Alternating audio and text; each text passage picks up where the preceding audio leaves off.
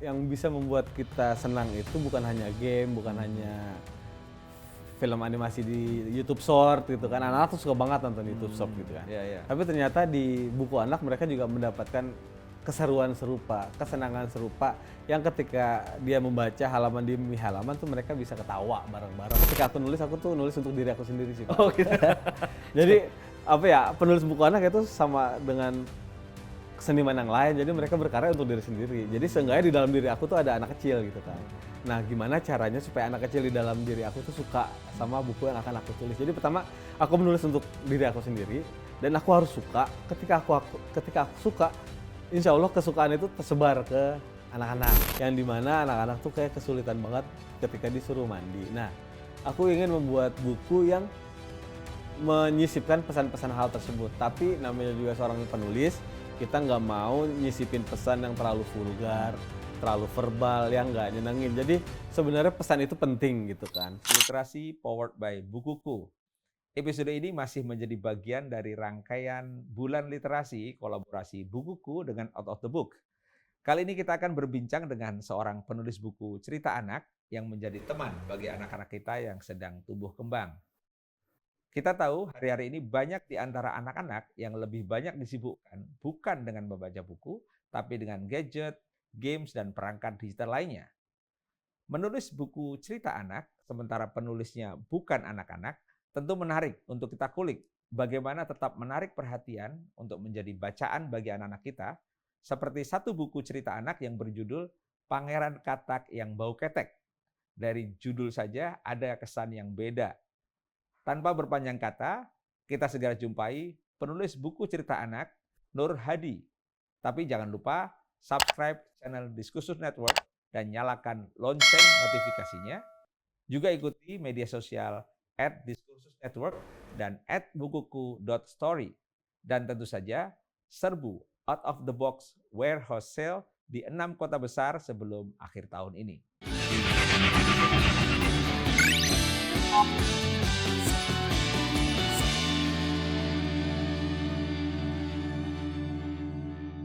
Sudah bersama kita penulis buku cerita anak yang kali ini bukunya yang baru, Pangeran Katak yang Bau Ketek. Namanya Mas Nur Hadi. Ya. Saya panggilnya Mas Hadi aja ya. Ya, Mas Hadi. bisa. Selamat datang Mas Hadi, terima kasih sudah hadir. Ya, sama-sama. Nah, ini kan Anda dikenal sebagai penulis cerita buku cerita anak ya. Iya.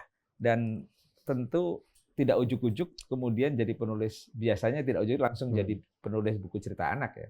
Ada perjalanan kepenulisan yang mungkin Anda alami. Boleh cerita nggak di awal-awal ketika menjalani profesi sebagai penulis? Itu apa yang iya. Anda Pada bisa mulanya saya tuh penulis cerpen gitu kan. Oh, cerpen. Cerpen yang pembacanya tuh dewasa malah gitu kan. Bukan anak-anak. Jadi aku basicnya tuh ketika terjun ke dunia menulis itu ke dunia cerpen gitu, cerita pendek, dan beberapa cerpen saya udah dimuat di beberapa koran minggu nasional. Kayak gitu sih. Tapi bukan cerpen anak kan? Bukan cerpen anak. Iya. Itu Bukan cerpen remaja juga? Bukan juga. Emang cerpen yang ada di koran-koran gitu, yang di koran minggu. Tiba-tiba kemudian ada momentum apa yang kemudian Anda merasa bahwa kayaknya asik nih nulis cerita anak gitu? Oh iya, jadi aku suka nulis cerpen, tapi di satu sisi pekerjaan aku editor buku anak. Oh, editor buku anak. Ya, okay. Jadi kayak ada nggak kesinambungan nih. Aku pengen karir aku dan passion aku tuh sejalan. Jadi mau nggak mau aku harus milih. Aku mau jadi penulis cerpen Indonesia gitu kan, atau menjadi penulis buku anak karena sesuai sama pekerjaan aku. Jadi itu yang membuat aku terjun ke dunia penulisan buku anak. Selain itu aku juga memiliki anak kayak gitu kan. Nah, mungkin biasanya pengalaman orang tua itu ketika mulai dekat dengan anak, relate, kemudian merasa ada yang perlu nih untuk anakku gitu ya. Iya. Apakah ketika mulai punya anak itu kepikir untuk menulis buku cerita anak? Oke. Betul. Jadi kebanyakan aku sih beberapa teman aku sih yang aku tanya gitu kan. Kebanyakan sih anak cowok sih penulis buku anak yang cowok yang aku tanya kenapa nulis buku anak ya. Ketika mereka punya anak ada keinginan untuk itu gitu. Entah karena dia menyayangi anaknya terus dia ingin karyanya dibaca oleh anaknya juga, entah apa alasannya, tapi bisa dibilang dengan memiliki anak itu ada alasan untuk terjun ke buku kan anak. Mungkin Mas Hadi kan pernah anak-anak juga dong. Iya, pernah. Nah, tapi yang buku yang ditulis terutama kali ini ya, Pangeran Katak yang bau ketek. Ini kan sesuatu yang mengandung humor lah ya. Kalau dulu mungkin semasa Mas Hadi atau saya anak-anak kan kita itu jarang menemukan buku anak, buku cerita anak, apalagi yang bergambar, itu yang kental unsur humornya. Ini dari judulnya saja Pangeran Katak yang bau ketek kan. Emang tujuannya humor kalau buku itu. Gimana ide sampai kemudian menulis buku anak yang kental dengan humor? Oh gitu. Jadi aku ketika terjun ke dunia buku anak ada semacam misi gitu kan. Aku ingin buku anak di Indonesia ini yang bertemakan humor itu ada banyak gitu kan. Karena sebagai editor buku anak, mau nggak mau saya tahu kondisi pasar buku anak di Indonesia itu kayak apa gitu kan. Paling banyak itu tema-tema yang mengambil apa. Dan aku melihat tema humor itu masih sedikit. Ada, tapi sedikit gitu kan. Padahal kita sama tahu semua manusia suka ketawa, termasuk anak-anak. Anak-anak tuh suka banget ketawa. Nah, kita sebagai orang dewasa yang mengharapkan anak-anak supaya suka baca buku, ya mau nggak mau kita harus menyediakan buku yang membuat anak-anak merasa, itu buku ternyata nyenengin ya. Oh, buku ternyata nggak seserius yang aku kira ya. Jadi, oh ternyata dengan buku aku bisa bermain. Nah, itulah aku menganggap bahwa dengan kita memperbanyak volume tema yang humor untuk anak, mudah-mudahan generasi yang di bawah kita tuh suka baca buku karena buku itu menyenangkan. Nah, gini kan tantangan dan tantangan di zaman ini, anak-anak kita ini kan mungkin saja waktu-waktunya lebih banyak dihabiskan di waktu-waktu senggang ya, bukan dengan buku, baca buku atau dongeng, tapi mungkin dengan games, dengan gadget atau dengan ya perangkat-perangkat digital lain lah ya. Lah, apakah ini juga jadi pertimbangan untuk melihat segmen anak, tetapi yang bisa menarik mereka untuk mengalihkan dari perhatiannya mereka di games atau gadget? Oh, screen timer ya. Aku nggak sampai sedalam itu sih. Aku cuma ingin menghadirkan buku yang menyenangkan untuk anak-anak. Jadi ternyata yang bisa membuat kita senang itu bukan hanya game, bukan hanya film animasi di YouTube Short gitu kan. Anak-anak tuh suka banget nonton YouTube Short gitu kan. Tapi ternyata di buku anak mereka juga mendapatkan keseruan serupa, kesenangan serupa yang ketika dia membaca halaman demi halaman tuh mereka bisa ketawa bareng-bareng. Bukan hanya ketawa sendiri tapi ketawa bareng orang tua. Jadi kayaknya kalau gadget mungkin mereka main sendiri gitu. Tapi dengan buku mereka bisa main sama orang tuanya. Nah, ini nih. Ada anak, ada orang tua. Ketika menulis buku anak, kan nggak langsung membayangkan ini hanya anak-anak dong yang ini ya. Karena bagaimanapun kan yang akan membeli duitnya orang tua kan. Iya. Tidak selalu yang memutuskan membeli itu anak gitu. Anak merengek ingin belikan buku. Mungkin lebih banyak orang tua terutama ibu ya. Nah, ketika menuliskan buku anak atau menuangkan gagasan ide ke dalam tulisan atau mungkin berkolaborasi dengan ilustrator, itu apa yang dibayangkan mengenai anak orang tua ini? Apakah ini anaknya nih atau ini ibunya atau gimana? Ya jadi emang kalau dalam buku anak itu kita sasaran pembacanya itu ada dua gitu. Anak-anak dan orang tua. Nah, kalau bisa kita bisa menyenangkan keduanya gitu. Walaupun itu susah, pasti ada upaya-upaya yang serius yang harus kita lakuin bareng-bareng supaya kedua sasaran pembaca itu bisa kita kita capai kayak gitu. Nah, kayak Pangeran Katak yang bau ketek, aku yakin orang tua juga suka karena ada permainan kata di situ kan. Terus ada kekonyolan di situ. Jadi aku yakin humor itu bukan cuman segelintir orang tapi semua orang suka ketawa. Nah, aku harap dengan aku menciptakan buku yang lucu gitu kan. Orang tuanya ketika membacakan buku kepada anaknya, mereka juga senang. Ini buku lucu banget sih, bukan anak aku aja yang ketawa, tapi aku juga ketawa. Jadi aku pengen kesenangan itu dimiliki sama orang tua maupun anak-anak. Jadi proses membaca bersamanya itu jadi lebih hidup kayak gitu sih. Nah, ini soal pilihan karakter dari tokoh. Yang kedua nanti soal diksi ya.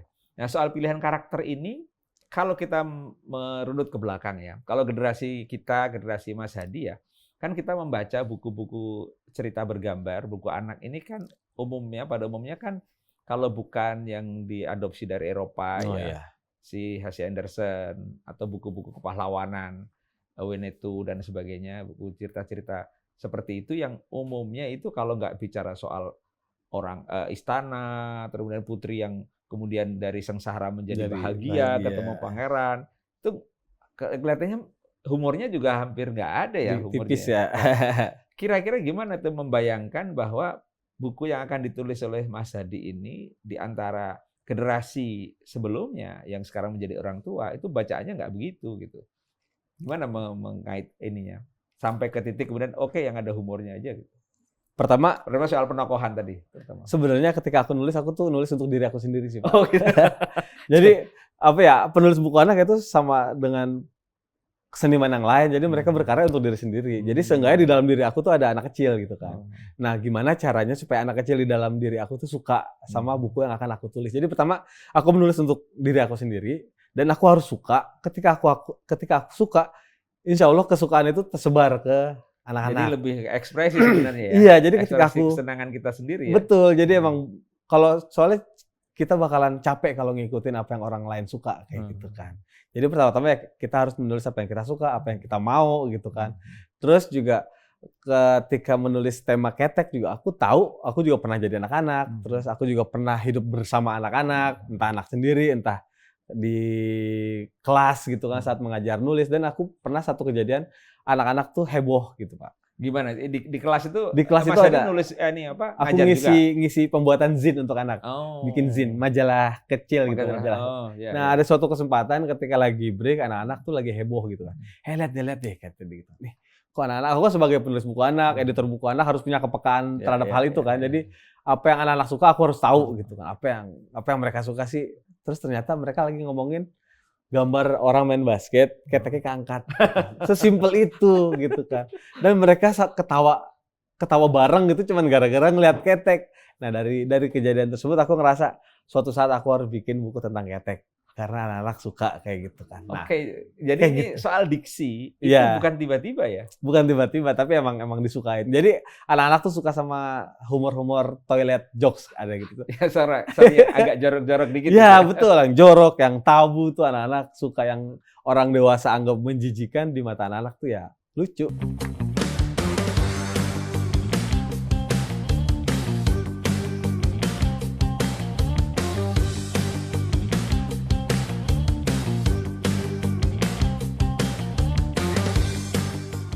Kayak gitu. Oke, sekarang antara humor toilet joke tadi ya, yang Iya. agak jorok-jorok dikit di satu sisi. Tapi sebagai penulis buku anak tentu ada dong pesan atau idealisme apa yang ingin disampaikan melalui iya. buku ini. Nah, itu gimana tuh? Pertama Nyimbang. pesannya dulu deh. Sebagai penulis buku anak tuh Mas Hadi tuh punya apa sih sesuatu yang besar yang ingin tersampaikan selain soal refleksi kepengalaman pribadi ya? Ya kalau contohnya kayak Pangeran Katak yang bau ketek gitu kan.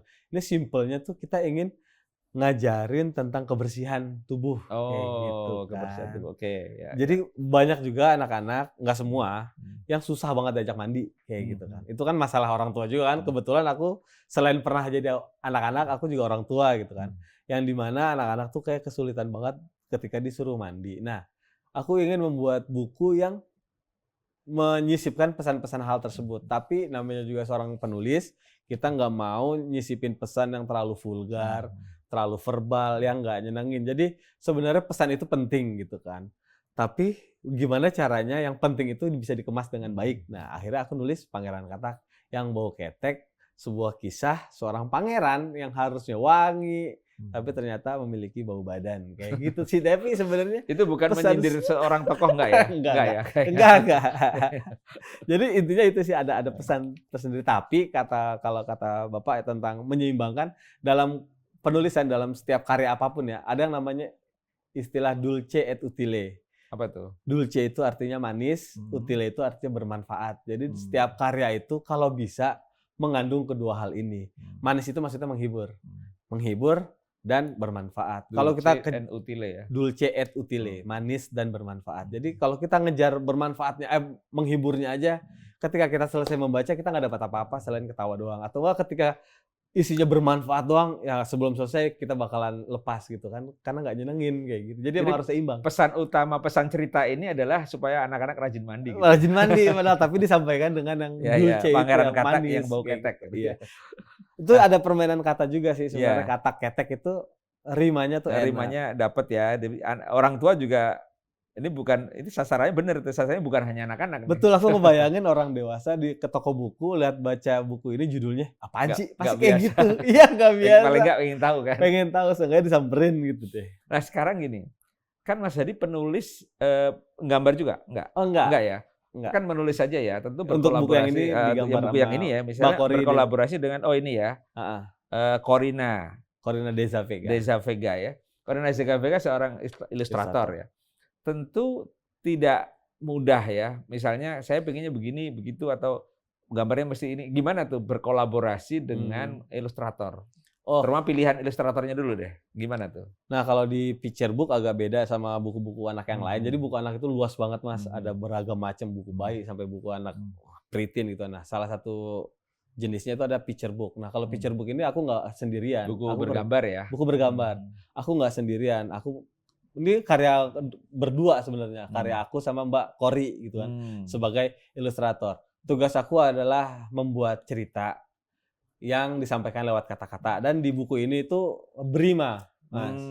Berima. Jadi Kata-katanya berima ya? iya, setiap barisnya itu memiliki rima yang bisa dinyanyikan, bisa disenandungkan, pokoknya kayak gitu deh. Dan itu tugas aku gitu kan. Nah, untuk ilustrasinya aku serahkan ke Mbak Kori. Jadi aku di bagian teks, Mbak Kori di bagian visual. Tapi tetap ada diskusi. Misalnya Mbak Kori bilang, kalau ilustrasinya gambarnya kayak gini, tokohnya gimana? Jadi dia ngasih beberapa alternatif dan kita pilih bareng-bareng kayak gitu. Sama ada keterlibatan desain art director di penerbit kayak gitu sih. Emang sebenarnya picture book itu kerja bareng-bareng. Kan cara anak menikmati buku itu macam-macam ya. Ya. Ada yang kita tahu misalnya anak-anak belum bisa baca. Tentu mereka dibacakan oleh orang tuanya. Itu satu hal tuh. Kemudian yang kedua, anak itu nggak ngelihat tulisan, ngelihat gambarnya doang tuh. Ngelihat gambarnya dia berimajinasi sendiri kan. Nah, gimana tuh ketika berdiskusi dengan ilustrator, kemudian ketemulah format yang pas gitu. Jadi ya, kalau di dalam picture book, kalau bisa tuh ilustrasi itu bukan hanya perpanjangan tangan teks. Jadi kesetara sebenarnya. Jadi ketika teks berbicara ini, kalau bisa ilustrasinya itu mengenhance gitu kan, memperluas, mengamplify dari teks tersebut supaya nggak menjadi datar. Jadi apa yang dikatakan teks, gambarnya berulang itu bisa dibilang bisa harus kita hindari sih kayaknya. Jadi kalau bisa melengkapi. Ilustrasi itu bukan hanya melengkapi tapi mengamplify gitu, memperluas permaknaan dalam teks tersebut gitu. Atau kalau sebalik, anak-anak mungkin melihatnya gambarnya dulu misalnya. Iya kan? Lihat gambar dulu baru teksnya mungkin bacain sama mamanya kan. Mama ini apa sih mama? Iya, benar. Bisa juga begitu ya. Begitu, jadi kadang-kadang kita nggak tahu cara kerja berpikir orang-orang. Aku juga nggak paham neuroscience nih, tapi kita kan manusia itu kerjanya itu membuat hubungan gitu, korelasi antara gambar. Nah, kalau anak-anak ketika dibacakan nyaring, dia akan menghubungkan tuh antara teks dan gambar. Oh, ini artinya ini. Jadi kadang-kadang seorang anak bisa lancar membaca hanya karena di read aloud gitu, hanya dibacakan nyaring. Jadi ternyata ketika mendengarkan cerita dibacakan nyaring sama orang tua, ada proses-proses aktif gitu di dalam kepala mereka ya, yaitu menghubungkan antara kata yang dia lihat, simbol kan yang mereka yang lihat ya, sama gambar yang ada di gambar, yang ada di buku gitu. Jadi, oh ini artinya ini. Jadi ya itu yang saya itu punya keajaiban. pengalaman di anak saya dulu waktu masih kecil. Iya. Jadi karena jaraknya cuma sekitar 2 tahun ya. Ibunya sering membacakan anak itu cerita bergambar itu ke anak yang nomor 2 yang masih kecil. Tapi anak yang pertama ini sering mendengar. Suatu ketika ibunya nggak ada, padahal dia belum bisa baca. Dia seolah-olah membacakan itu, padahal dia cuma lihat gambarnya doang gitu. Tapi dengan itu, loh kok dia bisa baca padahal nggak bisa baca. Berarti dia kan menangkap ini ya dari gambar, kemudian dia merekam apa yang dia dengar dari orang ibunya tuanya. ya. Gitu sih. Nah, satu hal lagi yang mungkin kita juga ingin tahu tuh. Anak-anak ini kan biasanya suka yang konkret-konkret ya, bukan abstrak-abstrak, atau sebaliknya ya. Misalnya gini, gimana menggambarkan bau gitu ya. Nah, ini kan bau ketek, tapi ilustrasinya bagaimana tuh misalnya. Sementara anak-anak lihat yang konkret-konkret kan. Iya. Gimana ininya? Itu sebenarnya itu tantangan banget bagi Mbak Kori saat sebagai ilustrator ya. Sebagai ilustrator, dan aku juga dapat belajar banyak dari Mbak Kori saat dia menggambarkan aroma. Gimana sih kita menggambarkan aroma kan? Ternyata dalam visual itu ada psikologi warna masing-masing gitu kan. Kalau warna ungu itu lebih ke racun. Kalau warna bau ternyata warnanya hijau gitu kan. Nah, ketika ini ada namanya komunitas pembaca pertama Nura gitu kan. Jadi sebelum diterbitkan kita tes dulu ke anak-anak gitu kan. Dan mereka bilang ini baunya kayak keluar. Dan itu menurut aku sebuah pencapaian yang dilakukan sama Kalau ini Mbak gambarnya Kori kan gitu kan. bau itu seperti awan gitu Iya, ya, yang seperti mengalir awan gitu ya. mengalir. Dan itu Iya, emang iya. tantangannya gede Iya, banget. iya, Tapi iya, iya, iya. ternyata Mbak Kori berhasil membuat Iya, itu, iya. Wah, luar biasa menghidupkan ini. baunya. Jadi memvisualisasikan sesuatu yang abstrak bau lagi ya. Ya, dan itu berhasil gitu di Iya, mata iya. anak-anak. Kayak Nah, gitu sih. kemudian saya lihat ya, kalau Mas Hadi ketika menceritakan ini sambil ketawa-ketawa, saya sendiri baca sambil ketawa-ketawa. Iya. Nah, termasuk ketika melihat gambarnya. Nah, untuk sampai pada titik itu ada pengalaman lain nggak? Bagaimana memvisualisasikan sebuah ide, gagasan yang sebenarnya itu abstrak gitu. Sebelum buku yang ini. Oh, Pernah nggak? sebelum buku yang ini? Aku masih belum paham sih maksudnya Ini gimana. maksudnya kan ini mungkin bukan pengalaman pertama bagaimana memvisualisasikan sesuatu yang abstrak, apalagi bau gitu. Atau ini pengalaman pertama tuh, yang kemudian dianggap berhasil ya sebagai Sebelumnya sih aku nggak ada di sini sih. Aku Hmm. Siapa Yang Kentut judulnya. Apa? Siapa Yang Kentut. Wah, Tapi dia suka itu bau-bauan nih. tapi itu nggak itu buku anak juga. Bukan anak juga. Itu buku anak Visual juga. Visual, dan itu aku yang gambar. Nah, itu bukan bau tapi bunyi. Bunyi, tapi orang membayangkan kentut itu Iya, tidak hanya membayangkan bukan bunyi, tapi jadi di bau situ juga. jadi di buku itu saya menghadirkan bunyi, padahal di dalam buku itu nggak ada bunyi-bunyian gitu kan, hanya teks aja gitu. Iya, Tapi mereka kayak mendengar. Nah, kalau ini bau yang saya hadirkan gitu kan, yang padahal nggak ada tapi bisa kerasa di benak mereka kayak gitu. Emang, tapi aku nggak tahu caranya gimana, cuman ya aku hanya bergerak di bidang yang aku kuasai, yaitu cerita kayak gitu sih. Aku matengin ceritanya sebagaimana yang aku bisa gitu kan, dan aku hadirkan secara maksimal kayak gitu. Nah, sekarang ada nggak pengalaman yang mungkin kan tadi ya dites dulu ya ke komunitas membaca, ke anak-anak juga nggak? Anak-anak itu. Anak juga ya? Pembaca pertama Nura tuh anak-anak. Biasanya mereka ketika melihat itu apa saja reaksinya ketika membaca atau melihat buku itu?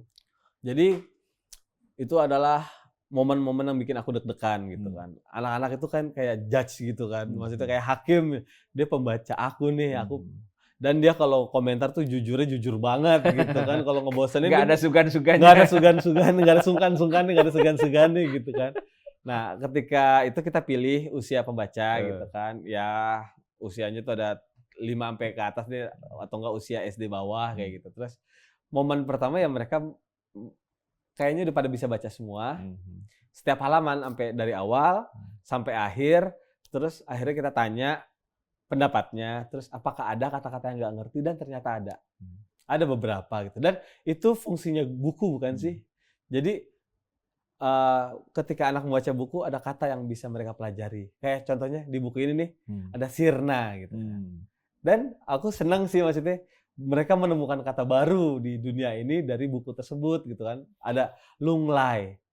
Nah, ketika mereka nggak ngerti, kan ada orang penulis buku anak tuh yang memudahkan, mensimpelkan, menyederhanakan kata-kata supaya anak ngerti. Itu bagus sih. Cuman menurut aku tidak tugas memperkaya ya. Iya, itu dia tugas sebuah buku adalah menghadirkan kata-kata yang bisa membuat mereka tuh koleksi kata-kata itu lengkap kayak gitu. Nah, satu hal nih, kalau melihat generasi sekarang anak-anak terutama ya, itu kan paling suka games, suka scroll, suka ngeliat video-video pendek.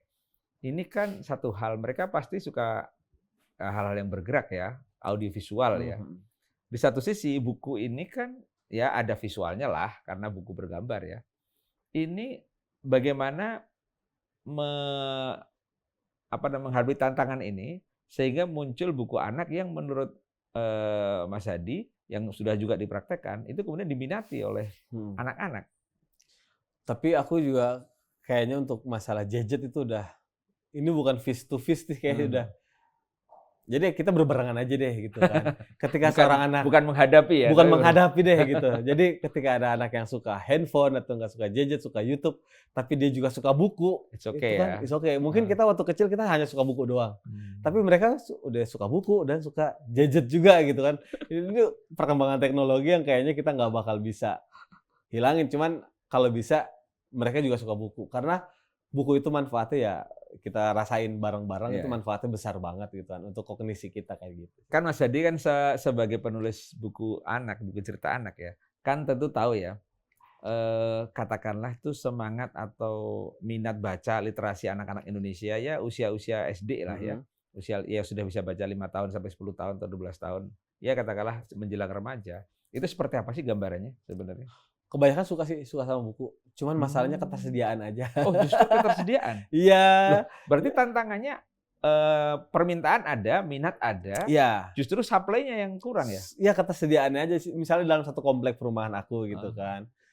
Mereka nggak ada yang punya buku misalnya di dalam Oh, rumah-rumah mereka, oke kayak oke gitu. oke. Tapi ketika mereka menemukan buku, mereka bisa berasyik masyuk gitu loh. Berarti Melihat itu ada gambar, sisi tugas mengikuti orang tua bukan? betul, tugas orang tua Oke, juga. balik lagi ke situ tuh berarti. Berarti ketika, Mas Aditi menulis, menuangkan gagasan, kebayang juga kan orang tuanya kan ya? Iya, Ya, kebayang berarti juga. kan ada 2 segmen tadi ya, Mhm mhm mhm. anak dan orang tua sekaligus ya?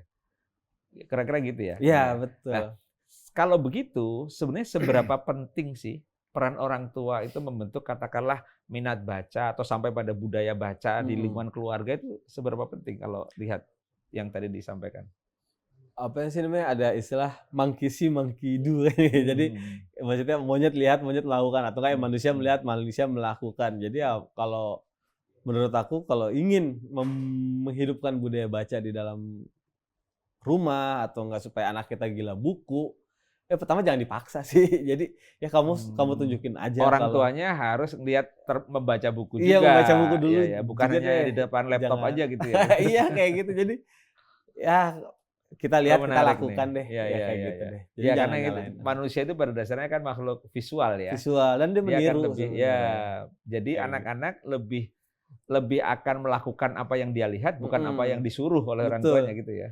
Dan sebenarnya kegiatan membaca bersama itu disukain sama anak-anak sih. Mmm, Wah, gambarnya dipangku oh di pangku, ya dipangku, ya ya ya. dibacain walaupun bacanya acak gitu Iya kan, iya iya kadang-kadang anak iya. kecil kan suka, ya udah nggak Ya apa-apa, ya. tapi momen-momen yang kayak gitu tuh Kan, kayaknya kita bayangkan ya kalau menyenangkan. di masa lalu, di waktu Anda kecil, saya kecil itu kan ada yang disebut dengan ruang tengah ya. Mmm, Ruang tengah itu tempat kita kumpul sama bapak, ibu, ayah, bunda gitu nonton TV TV. sambil mengerjakan PR Iya gitu kan. tuh. Sekarang kayaknya Kayak udah nggak jarang ada ya. ya. Sekarang Masing-masing udah masing-masing. iya, kita makan malam aja sambil bawa Iya, gadget benar sendiri-sendiri benar kan, sih. balesin WA masing-masing. Betul, jadi ternyata kebersamaan itu sekarang barang mahal ya, Nah, dan sebenarnya bukankah itu bisa disatukan lewat buku buku ya? bisa Bisa ya? bisa, Gimana Kak. tuh ini apa Pertama mungkin kalau masih kecil kita bisa baca bareng, kalau dia udah gede hmm, dikit, apalagi udah preteen gitu kan, itu udah beda lagi hmm, tuh. Mungkin mereka suka komik, ya udah nggak apa-apa, yang penting dia hmm, suka buku gitu ya kan. ya, Pembahasannya kan udah hmm, berbeda lagi. hmm. Nah, kira-kira kalau di titik ini, proyeksi ke depan itu dengan satu, sebenarnya anak-anak itu masih suka membaca, Mhm, cuman justru ketersediaannya, ketersediaannya iya. ya. Itu tantangan seperti itu apa yang menurut Mas Hadi perlu dilakukan oleh para penulis, para penerbit, atau mungkin juga ilustrator ya, karena Mhm mhm ilustrator kan mhm. Ya, aku juga kurang paham sih, kalau yang aku lakuin sebenarnya sih di ruang lingkup kecil aku aja gitu. Ruang hmm, lingkup kecil aku itu di keluarga hmm, gitu kan, menyediakan buku untuk di rumah. Terus tetangga gitu kan. Ketika ada teman-teman anak aku main, ya udah nih ada buku nih, main. hmm, Jadi aku yang ngelakuin apa yang aku bisa hmm, lakuin hmm, dulu, hmm. mungkin orang lain juga bisa melakukan hal yang sama gitu. Tapi sekarang banyak kok taman baca dadakan ketika ada taman, misalnya setiap minggu gitu kan, ada aja orang buka karpet, nyediain buku, dan anak-anak ada di lapak tersebut untuk membaca buku. Jadi ya Dan mereka bertahan di situ dan ya? mereka bertahan Itu bawa walaupun HP mereka nggak di situ? nggak ada itu pada baca buku semua itu. Oh, Mereka keren asik juga ya. masuk gitu. Iya iya Jadi iya. ada saatnya mereka main HP, ada saatnya Mhm. mereka baca buku sih. Iya iya. Nah, oke. Kan Mas Hadi kan sebelum buku yang ini, ada buku-buku anak yang mungkin lebih untuk anak-anak yang lebih kecil lagi ya, yang Oh mungkin iya, belum bisa baca gitu sebenarnya ya. ini yang Nah, terbaru misalnya nih sih, ya, iya. coba ya, misalnya nih buku ini nih. Ini yang Buku terbaru, oh ini terbaru justru ya? setelah setelah Setelah yang ini kan betul, buku istilahnya itu apa istilahnya? board book, Board book ya? iya. Jadi buku yang dibikin tebel, karena kalau anak-anak yang masih mungkin batita atau balita, sambil Iya, ngunyah-ngunyah mereka nggak baca buku, mereka makan buku. makan buku, jadi kena air liur apa segala macam biar nggak mudah robek juga kan. Iya, Mungkin kelempar, keinjek gitu ya. Nah, ini bukunya kan kayak gini ya, cuman satu lembar, satu bulldozer melaju cepat, tapi ini ada jalan ceritanya ya. Ini soal angka apa soal cerita iya, sebenarnya? jadi, eee, aku pengen menambahkan layer di dalam karya aku sih. Jadi ketika Heeh. kita menggunakannya hanya belajar angka, Angka, bisa. bisa Tapi dengan jalan cerita iya, juga. tapi kalau ada ceritanya juga bisa. Nah, Jadi kalau boleh nggak? Ini kan karena pendek nggak apa-apa, dibacakan satu-satu ya, oh Mas. gitu ya, aku bacain ya. Ya, ya. Mana nih? Sini nggak apa-apa nih, maju. Ya, ya, kamera ini aja. Oke, Heeh. ini karya terbaru aku yang dikerjakan bareng Mas Wulang Sunu, Oh, ilustratornya. ilustratornya, Mas Nah, Ulang Sunu ya. aku bacain ya. Ya, Satu Bulldozer judulnya ya. Ya, judulnya Satu Bulldozer. Heeh. Buku belajar hitung dan berpikir kritis. Oh, berpikir kritis juga ya. Iya. Satu bulldozer melaju cepat. Dua kijang melompat-lompat. Tiga pohon tumbang. Empat burung terbang. 5 rumah tergusur. 6 orang kabur. 7 anak kecil mengadang. 8 tangan terkepal kencang.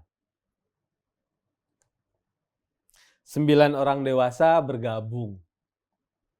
10 hewan ikut mengepung. 1 bulldozer terguling. Selesai. Wah, Kayak gitu. luar biasa itu. Saya tadi belum nggak membaca, tapi mendengar saja. Iya. Karena kata-katanya berima itu juga. jadi menarik. Iya. Tapi yang menarik lagi kan ada jalan ceritanya. Dan sebenarnya yang menarik lagi itu ada di situ tuh.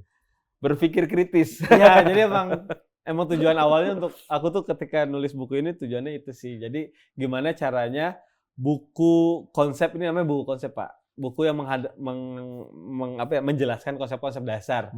Entah itu angka, huruf, ruang, bentuk, warna dan lain-lain. Nah, ini angka gitu. Dan aku ingin membuat buku konsep angka tapi ada layer yang lain gitu kan, selain belajar berhitung, mengenal angka kayak gitu. Tapi ini nggak mengenal angka saja, ini mengenal kritis juga. Mengenal dan kritis, agak berbahaya nih buku ini.